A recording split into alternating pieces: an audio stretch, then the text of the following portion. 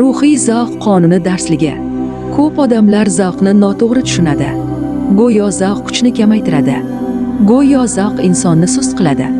Aslida esa zavq to'g'ri joyda bo'lsa, insonni kuchaytiradi. Ruhiy zavq bu shunchaki rohat emas. Bu ichki uyg'oqlik. Bu hayot bilan aloqada bo'lish.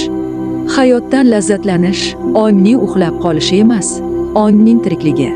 Chunki lazzat bo'lgan joyda tana ochiladi, nafas kengayadi, ichki oqim yuradi. Oqim yurgan joyda kuch yig'iladi.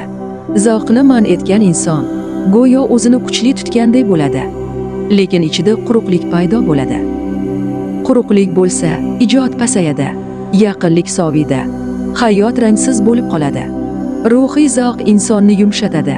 Yumshatish esa zaiflik emas, bu qotib qolgan joylarning erishi. Qotgan joy eriganda energiya qaytadi. Ruhiy zavq bu ruxsat. Men hayotdan zavq olsam ham xavfsizman. Men kul olsam ham men yengil emasman. Men lazzatlana olsam ham men kuchsiz emasman. Bu ruxsat ichkarida paydo bo'lganda ikkinchi energiya markazi ochiladi. Zavq ochilganda inson o'zini ko'proq his qiladi. U o'z tanasini sezadi. U o'z hislarini eshitadi. Shu holatda u boshqalarni ham yaxshiroq his qiladi. Yaqinlik chuqurlashadi. Ruhiy zavqning ichida poklik bor. U shovqin emas, u ichki iliqlik. Bu zavq insonni o'ziga qaytaradi. Unga shuni eslatadi: sen tiriksan. Ruhiy zavq hayotni himoya qiladi. Chunki u ichki energiyani ko'paytiradi.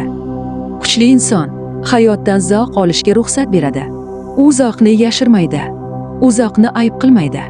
Chunki u biladi, zavq bu hayotning belgisi. Hayotdan lazzatlanish kuchsizlanish emas, bu qudrat. Bu ichki kuchning uyg'onishi, bu ichki olovning yoqilishi.